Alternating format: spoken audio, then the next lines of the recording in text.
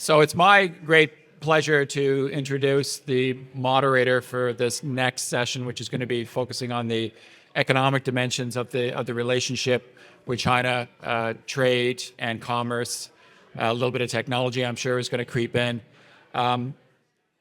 I've known Graham on and off for, again, I think about 20, 25 years. You know you're getting old when all of your relationships are measured in decades, but we've known each other for many years. Graham's a great colleague and a great friend.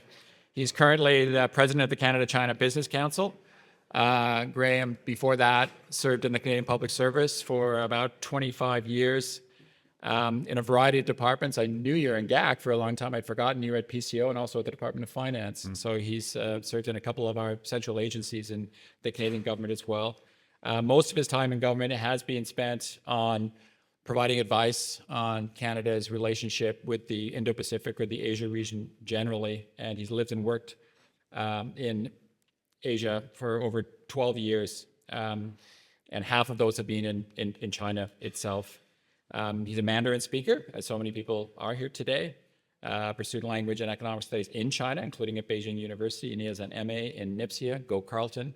And over to you, Graham. Thank you so much. Thanks, Vince, and thanks very much for hosting this, and to McGill and the Max Bell Public Policy School, to the Wilson Center. Thanks so much. It's late in the afternoon. That's always tough. We're talking economics and trade, which makes it even tougher. I did my bachelor's in economics in Indiana, which actually led, interestingly, to China. And I went there because I, for some reason, wanted to go to China. And then I had, in my 25-year career in the public service, I dealt with pretty much everything we've discussed today. For a brief moment, I was in trade policy. So I learned some important lessons there. Throughout my whole career, I dealt with American diplomats, and they were uniformly wonderful. I do owe a debt, which I'll acknowledge publicly now, to Stapleton Roy. For the Americans in the audience who know China, you'll know that name. He was the U.S. ambassador at the time in 1998 in Indonesia. And we were evacuating Canadians because of the potential for riots. There were riots in the street, could have gotten worse. And Stapleton was able to get Canadians onto planes that had been organized by the U.S. for the evacuation of Americans. And he didn't have to do that, number one. Nor did his Secretary of State, Madeleine Albright, have to give him authority to have Canadian children and women go on the plane before American men. She's passed away, he has not, so I will say that all publicly now, because I think it's against U.S. law, technically speaking. But so there's lots of areas we've always cooperated, Canada and the U.S. When it comes to trade policy and trade issues, however, it gets a little more complex. As Condoleezza Rice, to my American friends who remember her, said, dealing with the Canadians is like dealing with the condo board. You come, the U.S., wanting to talk about great issues. We come with a whole series of, leaky pipes, and we need to replace the generator, and have you thought about the windows? And I learned that when my brief time in trade policy, when I was in a negotiating room, I was the deputy chief negotiator for China's accession to the WTO. We would coordinate with the Americans. And it would be the two of us, the chief negotiator, the deputy, the chief U.S. Negotiator, and in this case, his deputy. And we would have a dinner together. We'd alternate hosting it. It was American turn to host. They hosted, invited us to a fondue place in Geneva, which was lovely. And in the middle of the menu, the dinner, we each get our little basket with bread, and you get a fondue pot. And we're just dipping the bread, and all of a sudden I see a hand coming over surreptitiously and stealing bread from my basket. It was the U.S. chief negotiator. And I thought, okay, that's he's paying for it. He can have it. I could just ask for more bread. It'll come. So it was not worth making it. Plus I'm Canadian, so I'm not going to make a scene. But he didn't last very long, for the record. But it was a good, important lesson. And in the trade policy world, it's a pretty tough world. I always say the hardest hearts are in those. And when I subsequently hired people when I was overseas, I wouldn't ever hire anyone who had been an anti-dumping specialist in the Canadian trade policy side, because they're just not meant to meet with foreigners. So the trade issue, the economic issues get tough really quickly. So this panel has got a lot of experience on trade issues. Will we be able to meet the test, Vince, of are there areas we can cooperate? I'm not sure, the point of that story. I'm not sure, but let's see and let's listen. So we have everyone's bios, and we're going to go US, Canada, US, Canada. So Anna will kick us off. Hi. Okay, so I thought I would sort of start with a comparison of how the trade and economic relationship was for much of the modern era since re-engagement in the 70s and where it is now. So from the 70s, with normalization of the US-China relationship through the early part of the 2010s, US-China relations primarily were defined by mutual benefits, from geopolitical benefits like winning the Cold War to economic benefits, especially with China entering the World Trade Organization in 2001. Were there concerns regarding China's illiberal governance? Yes. We saw that in 1989. Were there concerns regarding China's rising military power, or to put it another way, the rising military power of an illiberal government? Yes, there were some. Most export controls that the US has long had imposed upon China date back to its response to the 1989 Tiananmen massacre. But China's international influence and military might were, for most of this period, far surpassed by that of the US. On the other hand, the economic opportunity of China's opening and development, even with foot dragging on reform, was very, very substantial. By the 2016 US presidential election, though, China's political, military, and economic power were all far stronger, and awareness of the ideological and values differences, the system of governance differences were much more front and center. And most importantly, by 2016, popular perceptions in the US of the costs and benefits of the bilateral trade and commerce relationship had shifted dramatically. In China, benefits of globalization, of joining the international trading system, were manifest for most people, even as development involved displacement and changes that were hard.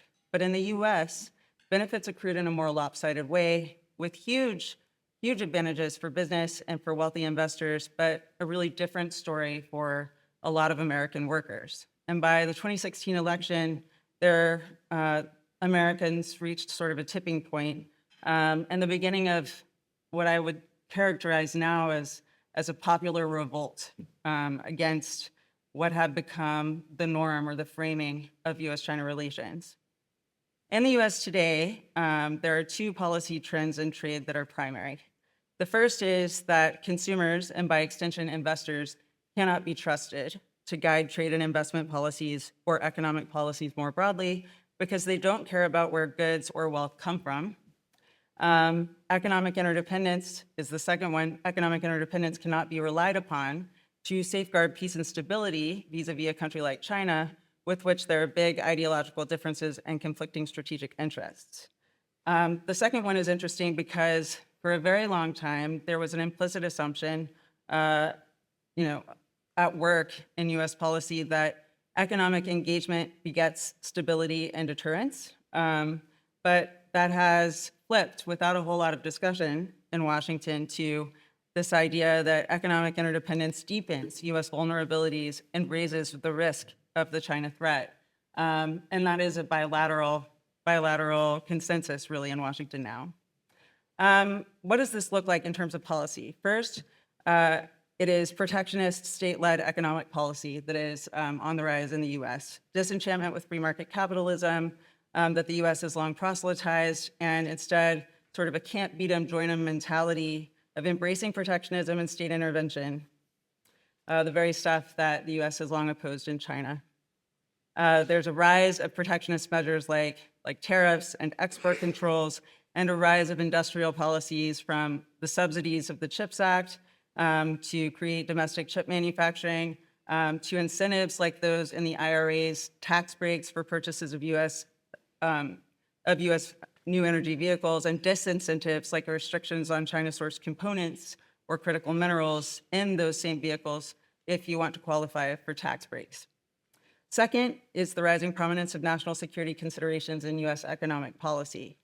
National security concerns are invoked in pretty much every commercial context these days, and in Washington, economic security is thrown around and is interchangeable with the concept of national security, the meaning of which is both ambiguous and ever expanding, a lot like in China. At bottom, the key concerns are dangers of over-reliance on China in general and supply chains, which is brought home by COVID, and things like toilet paper shortages, as well as more serious concerns like shortages of gloves in hospitals. And corresponding to that, the danger of relying on China's advanced manufacturing sector and, as a result, not developing our own. In China, we see a confluence of policies and objectives that are both, first of all, a matter of advancing pre-existing strategic goals, and second, a response to an increasing sense of urgency to respond to what Beijing perceives to be a rising US threat. Janice Stein in the first panel said of US export controls that being shut out of advanced chips essentially dooms an advanced economy. And China's ambassador to the EU, Fu Cong, said exactly that in an interview early last year. He basically said that export controls are not just narrow protections of US national security interests because chips are in everything. They're essential to modern industry, so they undermine China's ability to develop and maintain modern industry. In addition, he said that the idea that US-China trade, as Secretary Raimondo has claimed, is mostly still free and open, is not actually true, because not only are there restrictions on things like chips, but there are also restrictions on the other end of the spectrum, like on underwear and garments coming from places like Xinjiang or cotton from Xinjiang. So what's between chips and underwear? It's unclear. There's no white list. And then Xi Jinping has said that China must not miss out on the fourth industrial revolution. And that is very much driving a lot of China's resurgent protectionism and industrial policy today. So there are goals that include moving up the value chain and achieving industrial automation, surmounting the middle income trap, and eventually getting to a more self-sustaining growth through domestic consumption. But China's goals also include seeking to ensure China's dominance in advanced manufacturing and green new energy industries so as to protect China from being marginalized in the 21st century industrial revolution as a result of policies like US semiconductor export controls, and to mitigate US inclinations to impose further restrictions. It also means that US-China tech and economic policies are not only increasingly defined by competition and collaborate instead of collaboration, but that competition is increasingly inclined to be zero-sum. Reciprocal restrictions and retaliation constitute the new topography of US-China trade. This is also playing out on the international stage, but I'm going to save that for later in the discussion so that we can move on to the next speaker. Super. Thank you, Anna. We'll get into a lot of that and what's between chips and underwear maybe as well down the road. Carlo, I was born upstream of the Laurentians, Carlo, for the record. So welcome from Western Canada to the Laurentians and the Laurentian elites.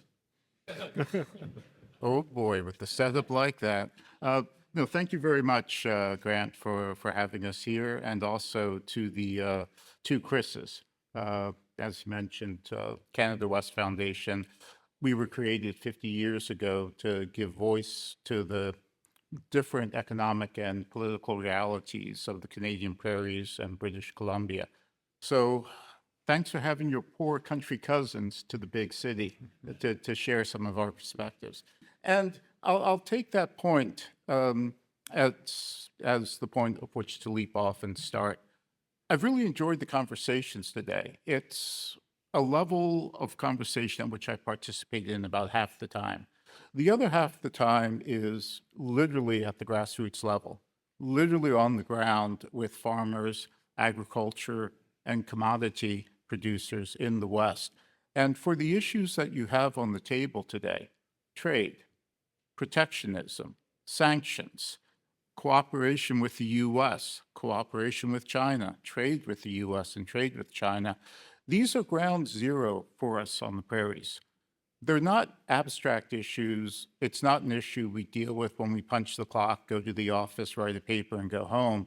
It's something that hangs over every day for us.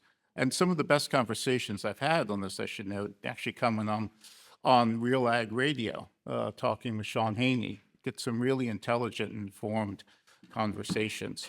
So the perspective and the reality that we have, one that really guides our thinking and presents opportunities and potential obstacles for discussions about cooperation, is the reality or the view of our history on the prairies that cooperation with the United States, where economics and security issues conflate, tends to work very well for the Americans and not well for us on the prairies. In fact, we suffer harms. We suffer harms in and out dealing with trade with the U.S., probably more so than any other country. But particularly on the security issue, it's worrying to us that these harms aren't considered up front and haven't been part of the discussion about cooperation.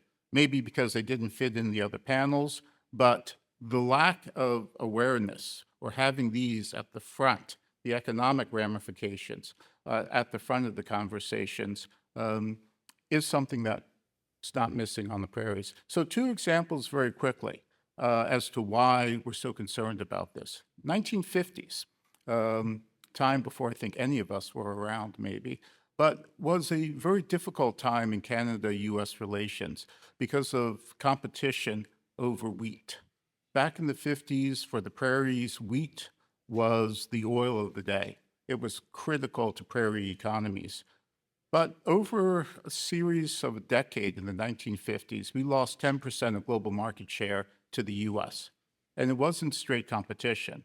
Public Law 480, PL 480, with which many of you are familiar, US diplomatic persuasion of allies and countries in Africa and Europe to switch markets resulted in a reduction of farm income on the prairies of about 1/3, and certainly in the case of Saskatchewan. So this was a crisis in the US-Canada relationship.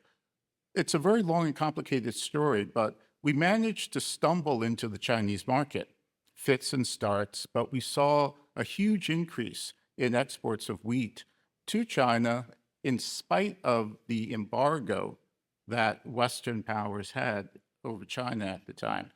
For the Americans, this became an issue, not because it was a threat to US sales, it actually benefited the Americans having Canadian wheat out of other markets, but because of the political environment in the US, the era of McCarthy, the House Committee on Un-Canadian Activities, was not the time to be increasing wheat sales to China. But the Canadian government at the time refused to back down. We had a prime minister from the prairies, from Prince Albert, agriculture minister, also from the prairies. And we refused to back down with the Americans, but we suffered. The Americans threatened the automobile industry, and they even prevented foreign grain ships from being fueled in Vancouver Harbor, Vancouver, British Columbia, not Vancouver, Washington.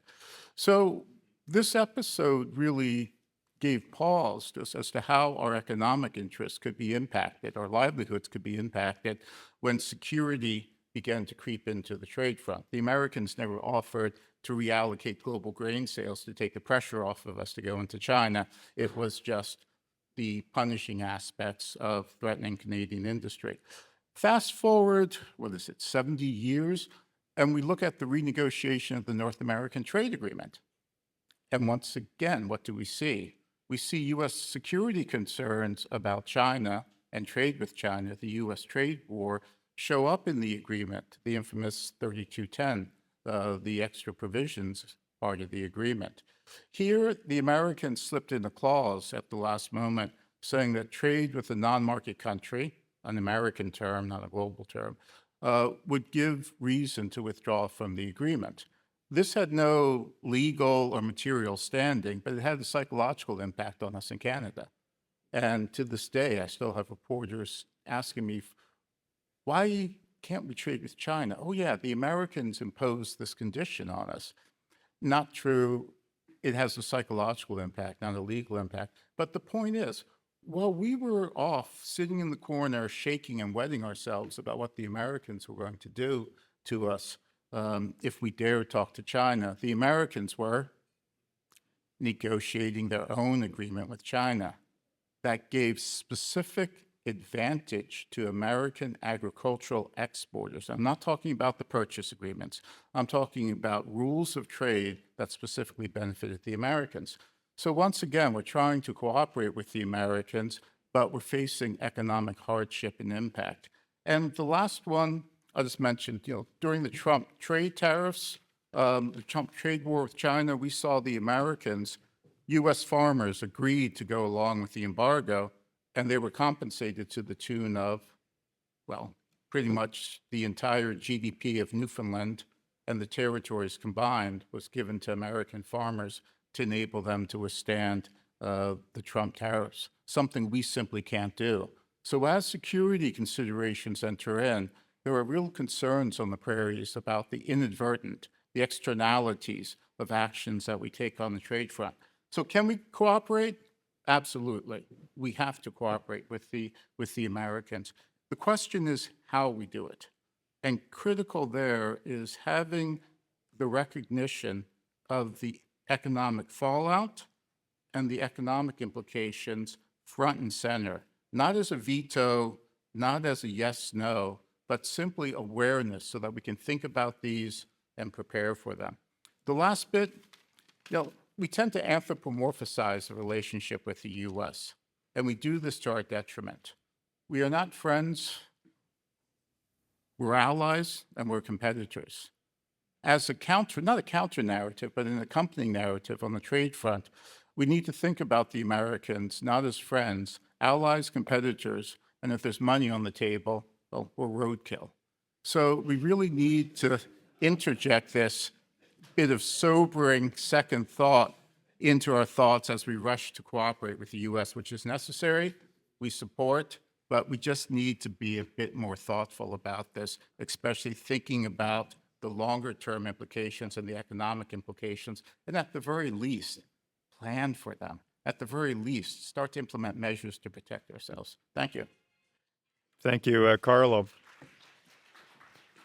When Canadian negotiators negotiated the pre-NAFTA agreement, the FTA with the U.S., they had behind them on the wall a photo of an elephant sitting on taking a picture from behind, sitting on a little chair, and a little boy next to the elephant on a little chair with his arm around the elephant.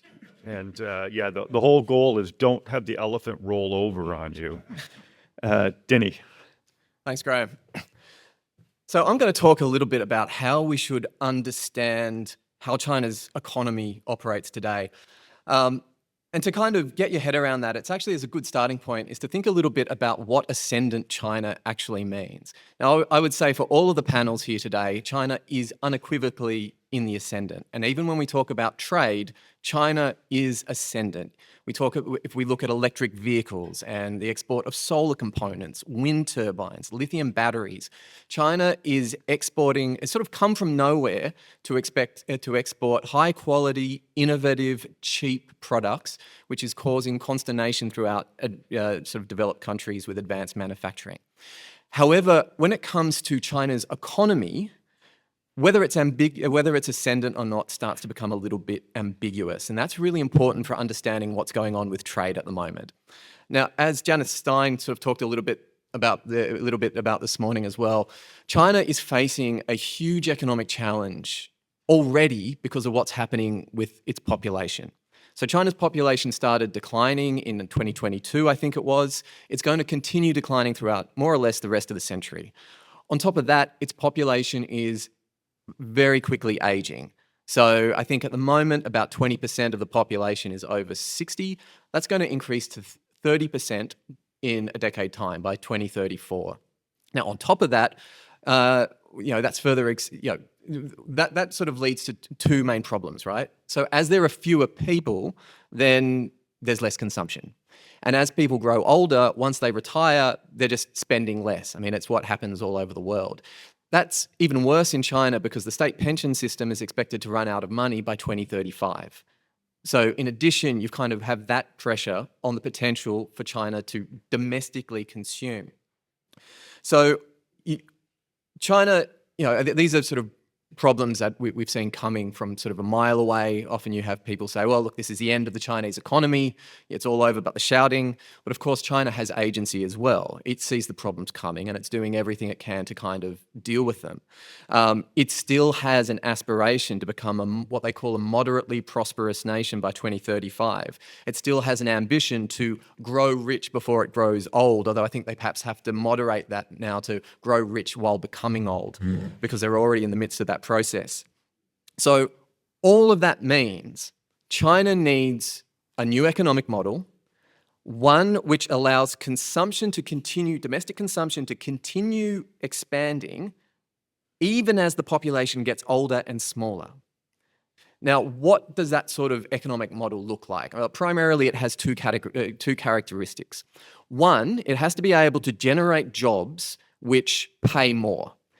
And we're not talking about just sort of raising the minimum wage or telling state-owned enterprises to pay their workers more, because all that really does is shift wealth around the economy. What they need is jobs that pay more because the economy is creating more wealth. The other thing that this model has to do is it has to expand the tax base because China needs to be able to expand, pay more into pensions. It needs to be able to expand its welfare system, and it also needs to be able to deal with the legacy of local government debt in a way that doesn't result in austerity policies. It needs to be able to pay down the debt without taking money away from public services. So ultimately, what do these jobs, what do these companies look like? Well, ultimately, it's an economy with higher productivity. It is firms which are more innovative. It's firms which move into advanced manufacturing. It is firms which are using advanced manufacturing techniques to manufacture existing products. And it's also firms which develop brands that can charge a premium purely because of the brand, because people trust it and associate it with certain characteristics. And that is the model that they're going for. And ultimately, that's what we're seeing at this very moment in terms of China aggressively exporting electric vehicles, solar components, lithium batteries, wind turbines. The next wave will probably be from what authorities call the low altitude economy, which is probably things like drones. But there's a long list of areas where China really wants to expand into, advanced manufacturing areas where they can be innovative. And that kind of brings us to this, so ultimately China sees this as the solution to the population problem, the solution to dealing with the middle income trap, the solution to dealing with the legacy of debt. And this is why, to kind of sort of, bring it into the sphere of sort of, US trade issues, is why this new overcapacity debate that's emerged over the last month with both the EU and the US complaining about Chinese industrial overcapacity is so important.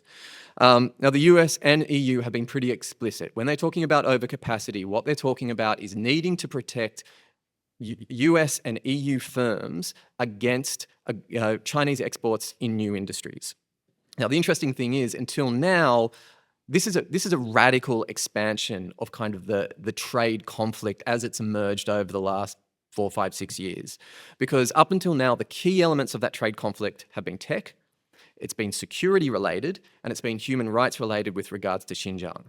Now, all of a sudden, we have US officials saying, it's necessary to take protectionist measures in order to protect US jobs from effectively what we recognize as being sunrise industries, which we believe the Chinese are trying to move aggressively into. So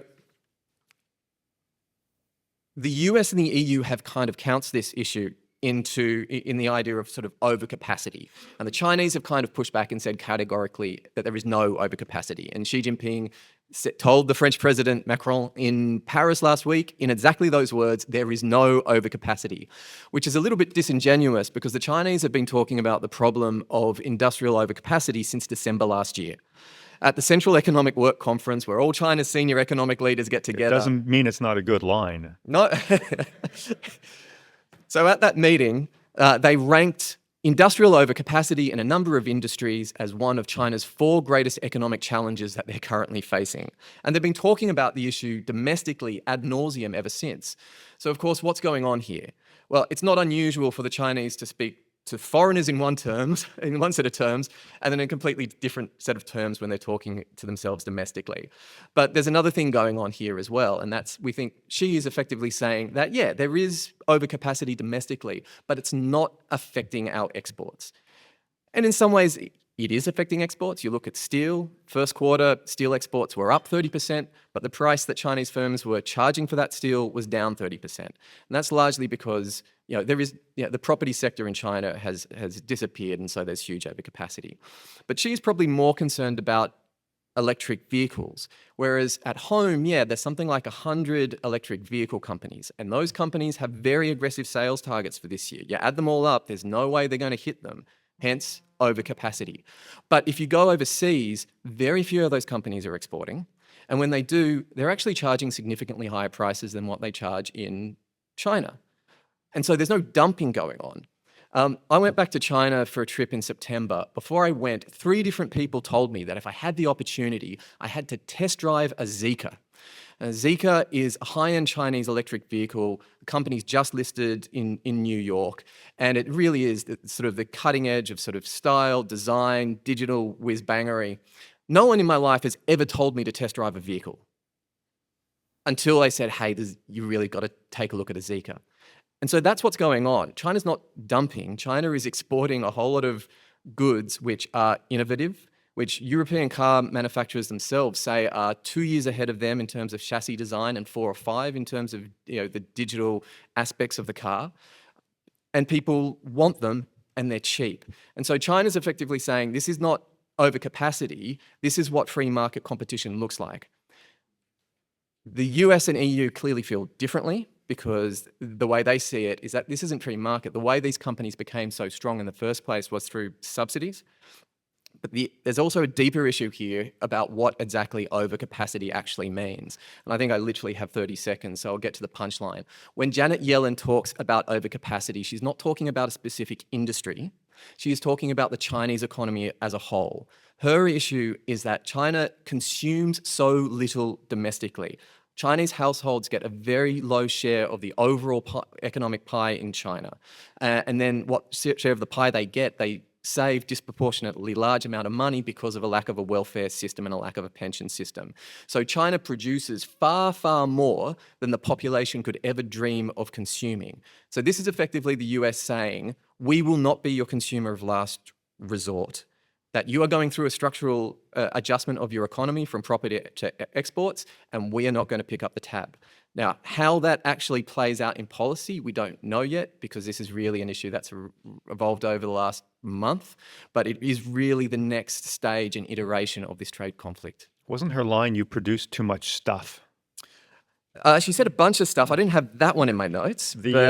From a Canadian interest perspective, I think probably the most interesting question coming out of that will be whatever agreement, we'll never know, on exchange rates. Carlo, this is to your point. We're takers on exchange rates. And I know that China's effectively has about an 8% devaluation on a trade-weighted basis. And if you look at trade flows, the loss of exports has not been to China. It's been the rest of Asia in terms of a decline in exports. So the rest of Asia is playing Canada like the US to Canada is China to the rest of Asia. Guy. Bonjour tout le monde. The first time I went to work in Beijing was 40 years ago. And at the time I was doing economic reporting and doing trade work part-time, trying to control Chinese textiles exports to Canada, and they were blowing their quota, and we had to go to try to change unsold shirts and pants and reconcile, and it was quite tough. But I was also in charge of the energy sector, and when you look at what was happening at that time, Prime Minister Mulroney had just been elected. It was clear that he wanted to expand trade relations with China. We double our aid program. And Canadians, we are nice. We want to be helpful. And we said, we'll help you, China. And when you look at trade, you have to distinguish between why Are you there? Are you there to sell goods to Chinese companies? Are you there to manufacture products as part of your supply chain? Are you there because you're in the service sector, or are you there to invest? And these involve different ways of looking at the market. And so, to give you a few examples of what happened in those years, in terms of the hydropower sector, we were a superpower. 60% of Canadian electricity comes from hydro. We had dreams of building dams in China, of selling turbines, generators. We had delegation after delegation of Chinese engineers coming. We let them open the panels in Atlantic 5 and to take all the pictures they wanted for days. And what happened? Well, we paid even for the feasibility study of the Three Gorge study, and we got peanuts. Li Peng announced at the Great Hall of the People that we would get, General Electric and I would get a few turbines, and that was it. But we are nice. We said, well, we'll keep trying. And so, then Prime Minister Chrétien was elected, and we were helpful. We helped China to get ready to join the WTO, and you alluded to this, Graham. Premier Zhu Rongji in December 1998 even said Canada is China's best friend. By the way, it was a time where Nortel started to go down, and that Huawei had stolen all the technology and became a big company. So you cannot fault China for the way it develops economically. They wanted to build up their manufacturing sector. They still rely on export to build. And I think it's a case where we were complacent and slow at the switch, especially on the security side. We were not attentive enough to see what was happening, that in fact, they were stealing and taking everything they could, and they still are, by the way. But, we should have been more vigilant. And I think the final nail in the coffin, and this was alluded to earlier, was the 3M affair, Meng Wanzhou, Michael Kovrig, and Michael Spavor, for people to finally understand, what was happening with these coercive measures used against Canada. And I told Ambassador Tsong Peiu early last year, I said, a friend does not do that to a friend. After everything that we have invested in the relationship, treating us like dirt like this, trust is gone, and you will have to take when I mentioned, 40 years ago, we were exporting to China, and those years we had a trade surplus that vanished in, I think, 1988, 89. We're exporting agri-food products, minerals, commodities. What do we export now? Still the same thing. But and in fact, a new record last year, 30 billion. But if you had the gold that goes to Hong Kong, because China is on a buying spree, and you had the petroleum that goes to the West Coast, it's over $50 billion. So it's about 6-7% of our export.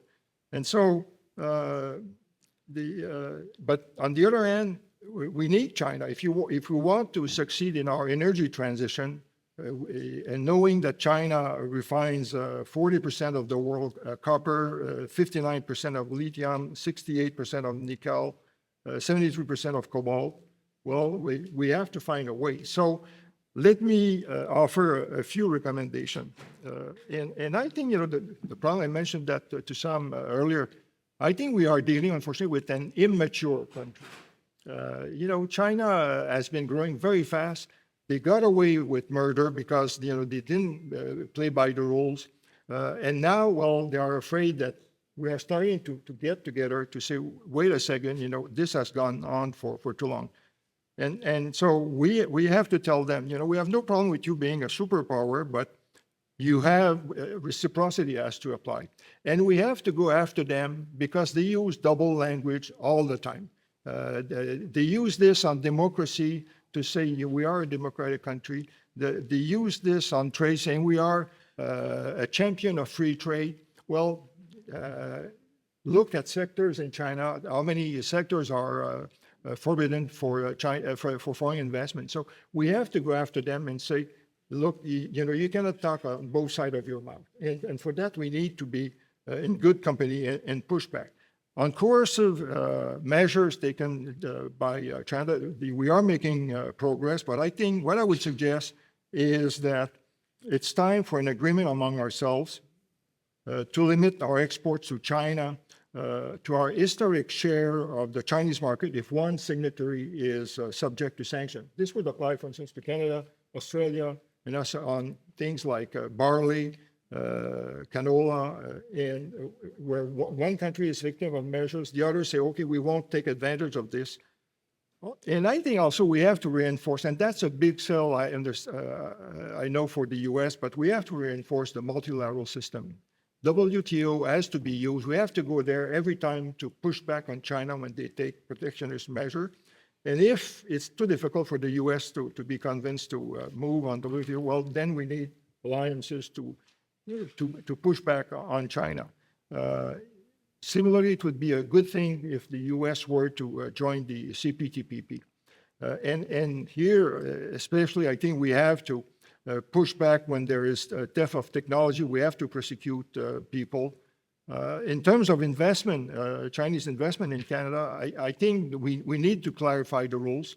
I would have no problem with welcoming Chinese investors in the critical mineral industry, but we could set the rules to say, okay, 75% of the production has to remain in North America, and we are in charge. And similarly, I think that, I would like to see Chinese electric vehicles. They have good vehicles. They have done a lot of good job, but then we would say, well, we have also to benefit from this, and it has to be part of a big deal where both sides benefit, and I think there are ways. But so my main message is we need to get together just to try to tell China, you have to abide by the rules, and we'll be able to move forward. Thank you, merci. We'll open the floor up for questions. Anna, I'm surprised through the whole day, almost nothing has been heard about the upcoming U.S. election, which I actually thought, when we spoke beforehand, I said, I'm sure it'll come up 1,000 times before this panel. It hasn't come up, I don't think, once. Cars is fascinating because, of course, that's Michigan in part, but from my understanding of the U.S. landscape, Michigan's going to matter. So it will be a heavy issue in the U.S. presidential campaign. But I'm curious about your views, not just on autos in Michigan, but the campaigns and the role, what sectors kind of specifically China as competitor is obviously going to be a big issue, and who will be tougher will likely be what they'll say. But where do you see the sort of the friction points on a sort of sector basis and maybe even geographic? I wish I could say that there are specific sectors that the competition would be confined to, right? But the reality is that the politics in the United States at this point, there's really a bipartisan consensus that China is such a serious, formidable competitor / threat to U.S. interests that virtually any kind of Chinese investment in the United States, Chinese exports to the United States, is vulnerable to coming under fire just based on whether or not it grabs headlines. And there are industries that are particularly under pressure when it comes to the competition posed by China's industries, one of them certainly being autos. But I think more importantly, both parties' politics are being influenced not just by their perceptions of China, but by an awareness that the U.S. workforce is fed up with the deal they got from globalization. They want a different deal. They want a deal where they can have good jobs that are not, good jobs, not shitty service jobs, but jobs where they can be part of unions, where they can expect to make better wages over time, where they won't have to move across the country in order to stay in the same industry, where they won't have to rely on state funds, poor state funds and poor state programs to retrain them for new jobs that may or may not come. There's just a lot of disillusionment with how the U.S.-China trade relationship played out for workers, and those workers are the people who are essentially the swing vote in US politics these days. So both parties are pandering to them. That means, one, that there's going to continue to be a huge economic driver to remain tough on China, but two, that there's not very much likelihood at all that the US is going to be persuaded to return to using the WTO more heavily, that it would be persuaded to rejoin CPTPP, or otherwise sort of uphold the system that it led the creation of. Yeah, I think that's going to be a real challenge. I remember before the last election being told by some senator assistants that there was no way in hell that CPTPP would ever come forward under I think it was in the transition under the Biden administration. Dinny, I'm curious on autos because I know you're based in Chicago, but I don't detect an entirely Chicago accent. I do recall in our phone conversation, you had a lovely description of the Australian economy, if you're willing to share that. And then the auto question is fascinating. There's a plug-in hybrid that comes out of a Chinese company called BYD, which is being marketed for $12,000 in China. And it's not likely to break. It looks pretty reliable. And Australia imports duty-free, I believe, autos from anywhere in the world, including China. So two-part question, your characterization of the Aussie economy, inspired by Anna's comment about your colorfully described service jobs, and secondly, autos. Yeah, I think my comment was in the context of, with the EU and the US sort of getting really concerned about advanced Chinese, exports. It's what does that really mean for the rest of the world? And for the rest of the world, I think any country that does not have an advanced manufacturing sector is probably going to be fairly welcoming of what China can provide. I mean, China is presenting itself as the indispensable partner for the green transition. And if you're not going to be making the wind turbines and the electric vehicles yourself, then why not open the door? And Australia, even though we're a developed economy, we don't have that advanced manufacturing sector. It's effectively a services economy on one side and a mineral extraction and agricultural economy on the other, although I think it was our chief scientist once unflatteringly said our economy is effectively us just selling lattes to each other. But the point is, though, it's like you don't see Chinese vehicles, electric or otherwise, on the road in the United States.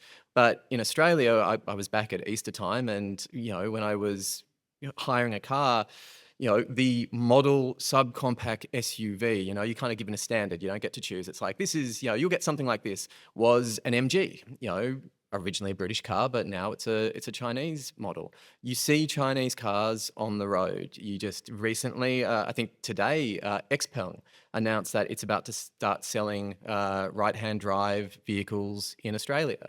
So, there is kind of, it'll be interesting to see that even if the United States and Europe are increasingly pushing back against Chinese exports, there's a huge swathe of the world which isn't going to have the same issues. And so I'll channel my inner Vince Rigby here. Are you not worried? You can't speak for the Aussie government, but you're not worried that one day someone's going to push a red button in China and all of those cars are going to surround the parliament and start honking out the Communist International? I think the concern will become more acute when cars become autonomous, but I don't think that's part of the debate at the moment. Yeah, it's fascinating because it's a green agenda. It's part of the decarbonization effort globally, the movement to zero emission vehicles. And it's also, it's not just EVs for rich people, if I can put it quite that way, because they're more affordable, so it can reach down further into Australia and make it more affordable. So fascinating issue. Carlo, we haven't talked about energy exports from Canada, which I think is something worth touching on because we've kind of reached a milestone this month, which is also part of the energy transition as well on both oil and LNG. And if you want to talk about that. Well, yeah, great news. We're getting more money for the Canadian economy, more money for the government, more money to fund the energy transition through having access to tidewater for more oil. But, the issues so that's good news. The issues, though, that we're worried about, that go back to your question to Anna, The issues that we're worried about, though, are the trade issues primarily with the U.S., and we know what those are. Country of origin labeling, grain grading, the new pork standards in California, which is a hugely important market for us. But the larger issue we face is the conflation of the worries by Lighthizer and Navarro. So if you read Project 2025, the blueprint for a second Trump administration, where Robert Navarro wrote the trade chapter, or Robert Lighthizer's recent work, you see this concern amongst progressives and amongst the MAGA crowd about trade deficits in the U.S., the balance of trade. And that's primarily because of the concern that the deficit with China led to the destruction of the U.S. middle class, led to the destruction of jobs, hollowing out communities. Canada has the second largest trade surplus with China. So we should certainly be worried to some degree about this. Yet our surplus with the U.S. is primarily energy, oil and gas. Our exports of oil and gas to the U.S., unlike Chinese exports, don't kill jobs. When we export oil and gas, we export jobs to the U.S.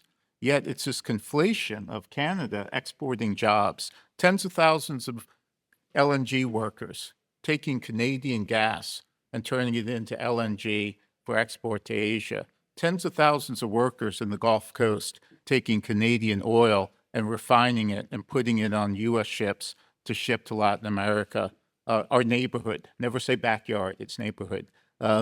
Shipping it in our neighborhood to make money. So what we're worried about is this conflation of concerns over the U.S. trade deficit, conflating China with Canada. And we really haven't done a good job in making the case to the Americans that not all trade deficits are the same. We don't import junk for people to get jobs putting on dollar store shelves. We export jobs, good middle class jobs to the U.S. And yeah, our inability to get ahead of that message is going to be a trade issue that will be of our own making because we didn't get ahead of the message. Muchísimas gracias. You're taking me back to my time in Spain when I was told I was the dean of the North American ambassadors, and I said, "What do you mean? The Mexicans been here for a while." He said, "Mexico's not North America," and of course it is for us, not for the Spanish. But I heard that too this morning when I heard backyard. I thought, oh, I can hear my Mexican friends getting worried about the use of that. You don't say that in that context. It's our neighbor and friend. Backyard, I think, is where you throw your chicken bones, if I'm not mistaken. Any questions from the audience? And if not, Vince, I think we'll wrap up and leave it to you for a break for a few minutes before the next session. Questions from the audience? Yep. Hi. So I had a question on consumption, probably for Dinny, but also for anyone else who wants to answer. And it's two parts. The first part is on China's consumption issues. There is this narrative that it's partly intentional. I was curious if you could speak to that, to what extent that is something that's somewhat intentional on behalf of the government versus structural, and how you see that narrative. And then secondly, to what extent do the US and Canada have any ability to actually impact the issue in terms of consumption domestically in China? You know, if you bring it up in a diplomatic context, is that going to do anything, or sort of like what is the leverage point on behalf of the US and or Canada? Thanks. Yeah. I think the consumption issue is both structural and deliberate. So the reason that Chinese households consume so little is partly because, as I said, so much of more of the economic pie goes to firms. And so we're talking about the subsidies that both state-owned and private companies get. So effectively, every local government in China is giving away free industrial land to attract manufacturers. That's effectively taking away money from the farmers who originally lived on that land, and the resources that the local government took out of people's pockets so that they could level the land, build infrastructure on it, and companies get the land for free. And so it's just a raft of ways that corporate profits get inflated. And really, when we're, it's cash subsidies, it's, implicit bailouts, it's, easy access to credit, it's land, it's suppressed wages because of the household residential system. It's just a whole lot of reasons mean that really, if you're looking at China's savings, we always talk about how the Chinese households are such wonderful savers, but it's really China's firms as much as anything which is responsible for the sheer glut of savings in the Chinese economy.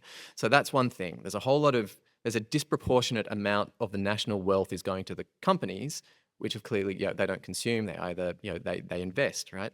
And when it comes to households, the reasons that they don't spend as much as they otherwise would is because it's preventative and emergency funds because of underfunded pensions and healthcare liabilities and whatnot. What any other country can do about it is absolutely nothing. And when I sort of phrased the comments of Janet Yellen before about, overcapacity, this in some ways is old wine in new bottles, because the US has been worried about the US, because all of that trade imbalance, the way that it manifests itself, that consumption imbalance manifests itself in the trade surplus. And so the US has been trying to get a more balanced trade relationship for 20 years. And the way that they originally started trying to do it was through the revaluation of the currency. And that didn't really work because the Chinese kept saying, yeah, we're going to do it. And they did. They appreciated the currency very gradually over a very slow period of time, such that it didn't really have any sort of restructuring effect in the way that the United States wanted it. And so I think that's why Yellen's comments are really instructive. I think, let's see if I've got the exact wording here, because what she said is, China needs to support domestic demand and boost consumption, but we don't want our industries wiped out while you're doing that, so nothing is off the table. So in the past, it was always, there's this trade unbalance. You need to consume more. We're going to give you time to work it out. Now it's like you've got a consumption unbalance. You need to work it out, but we're not going to necessarily give you time to do it. We're going to take care of us while you're sorting yourself out. That's what it sounds like Yellen is doing. In the past, we understood your problem and we're going to give you time to deal with it. Now we understand your problem, but we're going to do whatever we need to do to defend our own industries. As I said, those policies haven't come out yet, but that's the message that that's what she's been saying. The other thing I would add to this is that the Chinese consumers are very worried. The one big problem is that it's difficult to have confidence in the Chinese data, and you may be aware that China stopped publishing the unemployment rate for young people in August. At the time, it was 21.6%, and they said, well, there were problems with the methodology, and they revised it, and they started to publish it again, and it's at about 15%. But in fact, people are worried in China about their jobs. The other two big problems is the housing is in bad shape. And where do Chinese put their savings? It's in housing and at the stock market. The stock market has lost 40% in the last few years. Housing prices are going down, so they are prudent. And one measure that the Chinese government has taken is to put in place this program to convince consumers to change their old appliances, their old cars, to buy a new one. And it's having a little bit of impact. I was looking at a report from the Canadian Embassy. It's starting to have a bit of traction. We'll have to see if there's more.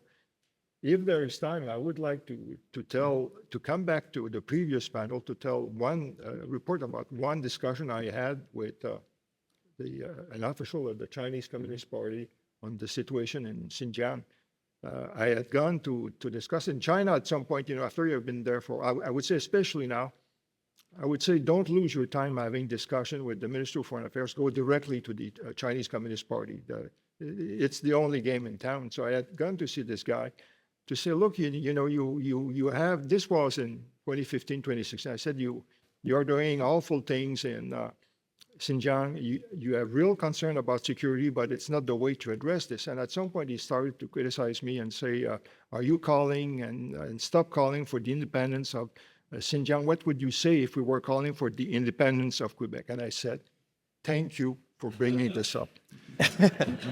I said, in Quebec, people have opportunities. What kind of economic opportunities are you giving to Uyghur with your economic reforms, all the money is going to the Han people. You are bringing tons of Han. You have to bring economic opportunities to Tibetans, to Uyghurs. And I said, look at me. I am a French-Canadian ambassador to our second largest embassy. How many Tibetan ambassadors do you have? How many Uyghur ambassadors do you have? End of discussion. So, that's the thing. They have to look at bringing, that's the way that you bring people. You bring economic opportunities so that they become part of the solution. Just one other note, when thinking about the Chinese economy and negotiating with them, yes, they're the world's second largest economy, but they still consider themselves and are treated as a developing economy. So that really has got to, again, be into the conversation, into the consideration. I just wanted to add a thought that, because of the backlash against globalization and the backlash against the way that trade relations with China have been conducted, the U.S. has increasingly embraced exactly the tactics that it has criticized as being out of line with international rules and norms. And, we're wagging our fingers at China while doing what they do so well. And the truth is that we can't compete with China using those tactics. There's no way that our political system, which is not particularly efficient at doing things like allocating funding, is ever going to compete with a one-party system that is quite efficient and has a lot more resources to allocate. And at the same time, we're losing the rhetoric campaign internationally because not only have we kind of turned our back on the rules that we wrote, but in addition to that, while China has the Belt and Road Initiative, the Global Development Initiative, which it is invoking as its companies go out and invest in securing resources in other countries and bringing their industries online, we don't have anything that matches that. Their policies are aligned with their domestic interests, whereas our ideas for competitive policies are kind of charitable afterthoughts. And so that's not going to work. And I think, a lot has been said today about the problems with the way that China's economy operates and the way that China wants to redefine key concepts in international relations. The fact that Chinese industry in a lot of cases is polluting, and China's government can be repressive, and there are problems with forced labor, and there are problems with countries falling into debt and dependence. But I think that Don in the last panel made a critically important point, which is that when China argues that the primary human right should be development, that is something that we should not dismiss, because you can't pursue the other human rights if you don't have that one. It's pretty compelling, and I think that if the United States and its allies can't come up with a retort to that is persuasive, then we're going to continue to lose ground. Thank you, Anna. Merci, Guy. Thank you, Carlo and Dinny. So that we'll end it there and reconvene in about 10 minutes. So reconvene in 10 minutes at about 4:05.